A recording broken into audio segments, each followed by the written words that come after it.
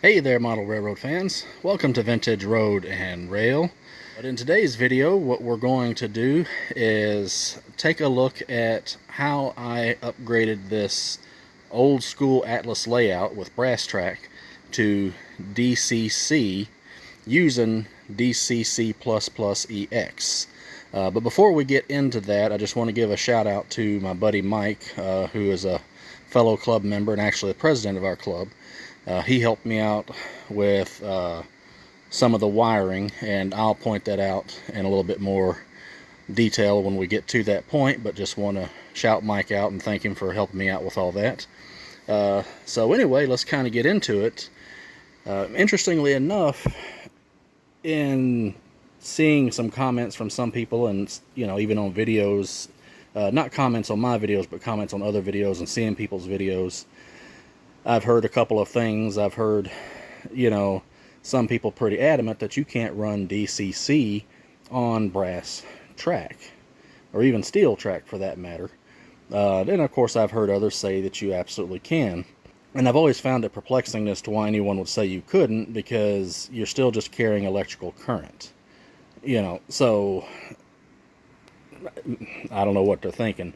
But just to settle it right now, you absolutely can run DCC on any type of track. Obviously, you want to make sure it's clean, just like you always would, and with brass track, you're going to find yourself cleaning just a little bit more frequently. But anyway, let's kind of get to it here. In a moment, I'm going to show you what I've got, what I've done, but what I want to kind of get out of the way is this is not a tutorial or a how-to. I use 2 videos to show me how to do this, and I will post the link to them down in the descriptions, or down in the description. So if you want to try it yourself, check those out. The first one was one of Jimmy's videos from Jimmy's DIY channel, and the other one, I don't know the fella's name, but it's a British fellow, and his channel is Little Wicket. His is the most recent one. Jimmy's is an older one, so you might want to go with the newer one because a few things have changed, but I thought Jimmy gave a really good breakdown as to the hardware, so might want to watch them both. And like I said, I'll have those down in the description. Okay, so using DCC++ or DCC++ EX is different because you actually use, I guess you can call them maker boards. In this case, it's an Arduino or an Arduino Mega, which are very similar to your Raspberry Pis and your other single chip computer systems. But this one's very cheap. I think it was under $100 to build this, and I bought the hardware some time back. This is not something I bought recently. I just never got around to it. I bought all the parts and then opted to go with an older Digitrack Zephyr that I had gotten. But the problem I had with the Zephyr is this layout is up at the club. It wouldn't fit in here because of the wiring, and I really didn't have anywhere else to put it, and I really didn't want anybody monkeying with it. Most everybody knows this is my layout and they have permission to use it, but it was just kind of sticking out odd, and I didn't want anything to happen to it. So, alright, so let's kind of start with how this is set up. This is a basic DC layout. It's got power blocks and switches, and you can see there's like a little map right here of the power blocks, and here's the switches, and this is where you designate the power to these particular blocks. So I have it plugged in over here, and then down here underneath I've got this little power strip, and you see the 2 plugs closest to the red light, those are for these DC controllers. And the next 2, one looks like a cell phone charger and the other a laptop charger. The laptop charger powers the Arduino Mega, and the one that looks like a cell phone charger powers the motor shield and Wi-Fi shield. Alright, so this is your basic setup, and this is how I switch between the 2. When it's in this down position, you can see it's set for DC. When I flip it up, it's set for DCC. Now under here, and it's a mess, there's a lot of wiring. This is what's actually doing the DCC. If you look at that bottom board, that's the Arduino Mega. The second board that has the wiring plugged into it, that is a motor shield. And you can see a little adapter to go to that, actually I think I told you wrong, the Wi-Fi, or the laptop looking charger providing the power to the motor shield, and the other one is going to the Mega. But anyway, you can see here where your power is going in, and then the next two leads, that's your track power, which comes up here and connects to the DCC. And then there's the DC, and then there's these center contacts, I know you can't hardly see it, that come back up here and plug into the track. Now you do have a spot for track power, or for programming track, but I'm not using that. And this top little board is what provides the Wi-Fi. Now to control it, you just need an old cell phone. This is an old Android cell phone, and it uses a program called Engine Driver. Alright, so let me go ahead and get this put up on the tripod. So I'm on the tripod, and I did that just so that I can keep everything, keep the camera still and can kind of point. Alright, so this is basically how it looks as a DC layout. So when you want to run this, the first thing I do is I plug in the power strip over here on the wall, because if I don't unplug it, then that little board will run all the time, whereas these rascals have on and off switches. So under DC operation, you want to have this down to DC, and you would control this the way I've done in other videos. I would use these to throw the switches, and I would use these for the power blocks. And I would have to have both of these turned on. This one powers the turntable, and this one powers the train. Now this one can power a train too, but I don't ever use it for that. So if you look closely, you can see some of these blocks are in the middle and some are up. When they're in the middle, that means they're powered off. When they're up, they're powered on. If I was to pull them down, they're powered on, but they're for the B cab. So if you're running multiple DC trains, you have to have these power blocks set right, because if you were to turn them all on, then as soon as you apply power, every locomotive is going to move, just like any other DC system. Now, let's move over to DCC. So like I said, this is what's providing the DCC. And again, there will be links in the description to show you how to do this. It's not that difficult. And I went with it because it was cheaper, and I could tuck it in this little setup here. But if you had a layout and you're okay using your cell phone to control it, now you may or may not be able to use a regular throttle. I haven't looked any further into it on that, so absolutely look into that, because I'm just fine using an old cell phone or a tablet. But if you wanted to use this on a home layout and you didn't have a setup like this, or you're building one, you could mount it underneath the table somewhere, you know, just kind of out of the way. I mean, that's the nice thing about it, is you can put it somewhere and get it really out of the way. In fact, if one really wanted to, you could probably hide it in a structure on the layout. So, alright, so now let's kind of get back to controlling it. Now you can leave, if you, for instance, you see this one locomotive here. If I'm coming in here and I want to run one train and one train only, I don't need to mess with this at all. I can leave it be. But the one thing you do have to do is, whether you're running DC or DCC, you need to power both of these on. And you need to power this one on because it's going to control your turntable.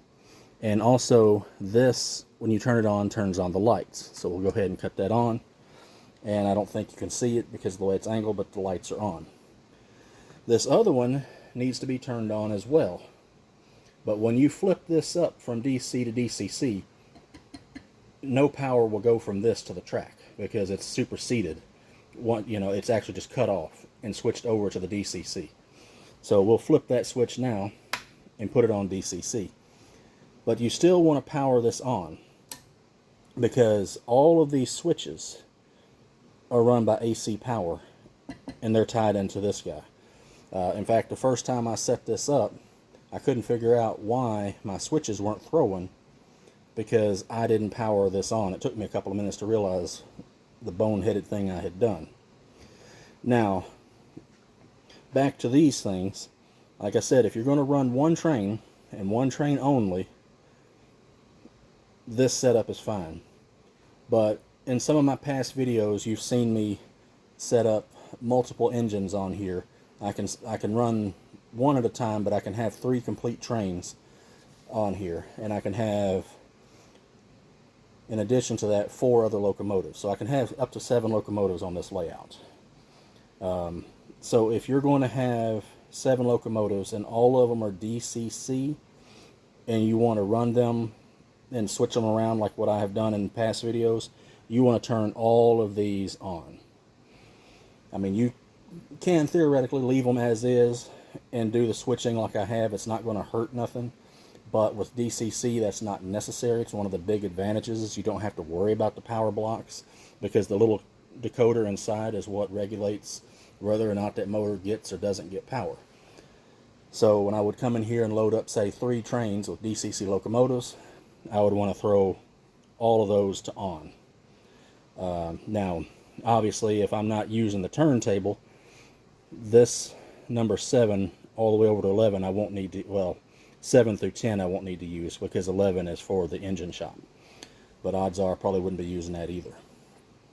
So anyway, that's just kind of a quick, or maybe not so quick, rundown as to how that works. Hopefully it wasn't too confusing. If you've got questions, leave some comments, drop a comment in the comment section and I'll try to answer it. But again, like I said, Jimmy or Little Wicket has an actual tutorial on setting everything up, along with where you need to go to get everything. So definitely check that out. Alright, so let's now test out this locomotive. So I have got this flipped up to DCC. I have got the power turned on to these, so my lights are on and my switches will work, but I'm not going to use the switches today, and I'm not going to mess with the power blocks really. And I've got my phone that I'm going to use to control it.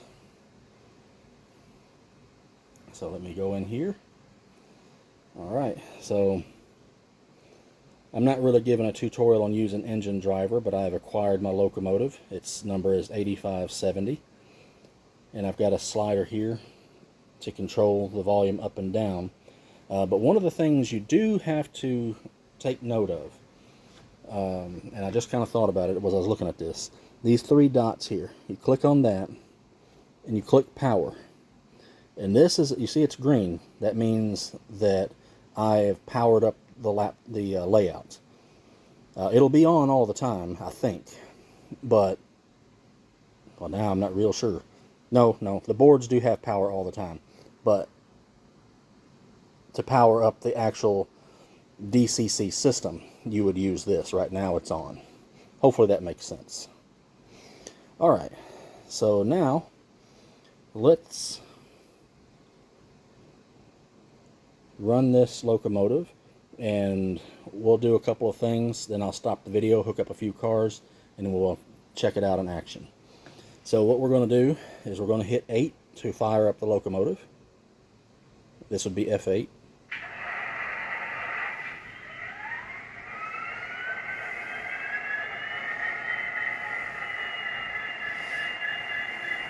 So this turns my headlight on and off.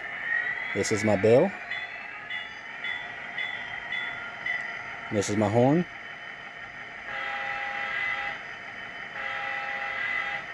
And these other buttons have functions as well. I'm not going to go over those. I have done a review on this locomotive where I went over that. So I will post that at the end of the video. Alright, so I'm going to bring this off camera so that you can see the locomotive here. So let's go forward. This rascal is slow to get up to speed.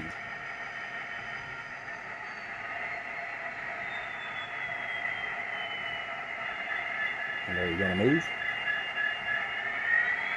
There we go.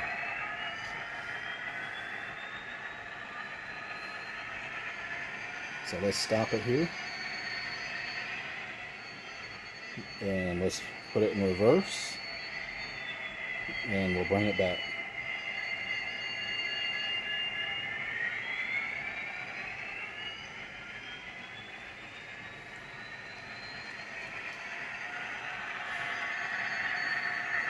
And that's pretty much it. I mean, at this point, it's running like any DCC locomotive would. The main advantage, I think, to this, well, there's a couple advantages to using this DCC EX setup, is it's cheaper.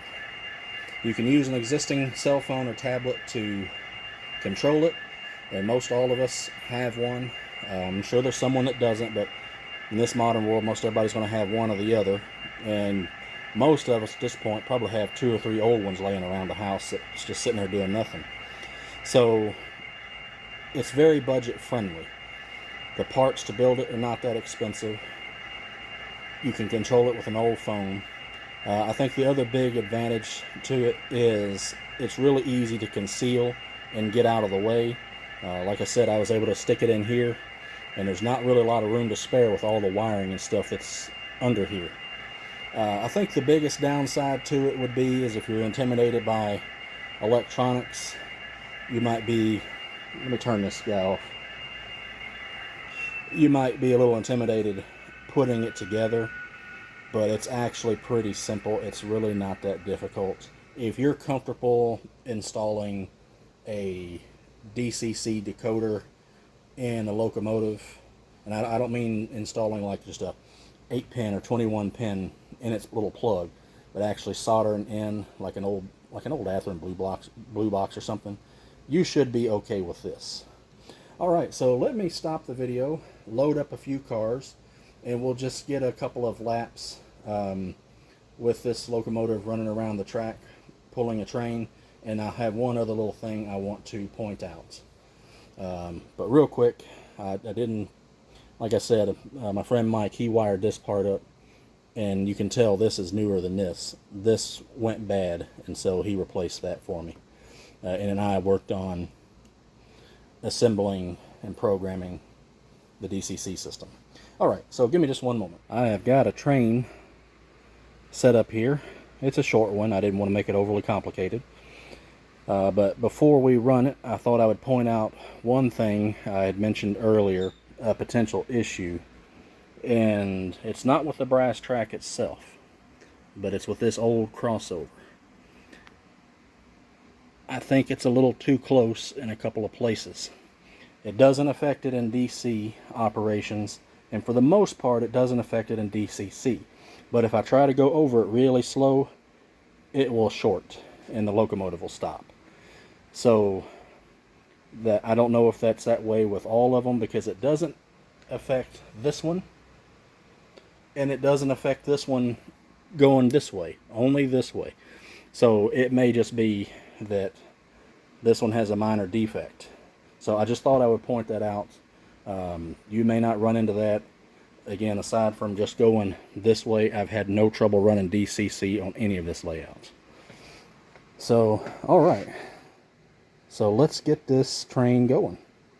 And we'll just watch a couple laps and then we'll wrap up the video. Start her up first.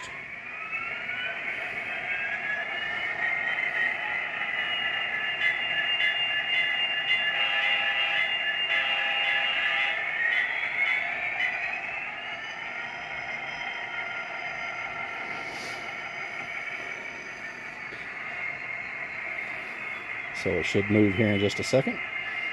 So we're going to see if it, I've got it fairly close. And of course I've got it in reverse.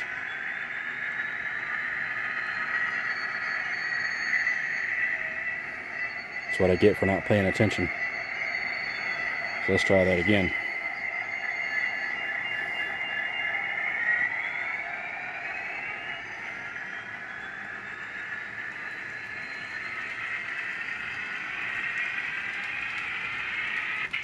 Yeah, just catch it.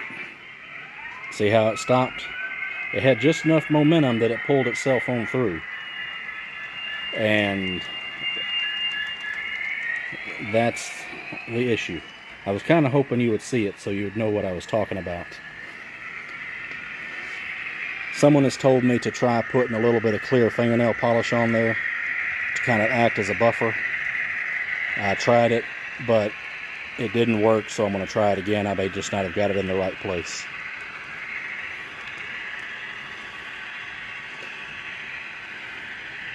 I could always replace it with a newer one that won't have that problem, but then it just wouldn't look right unless I went and found an old school brass track one.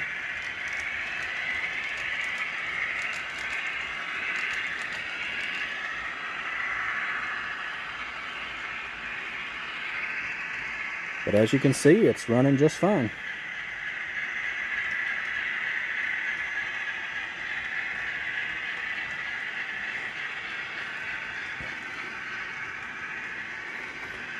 Now, this is not a speed demon locomotive, I'll tell you that.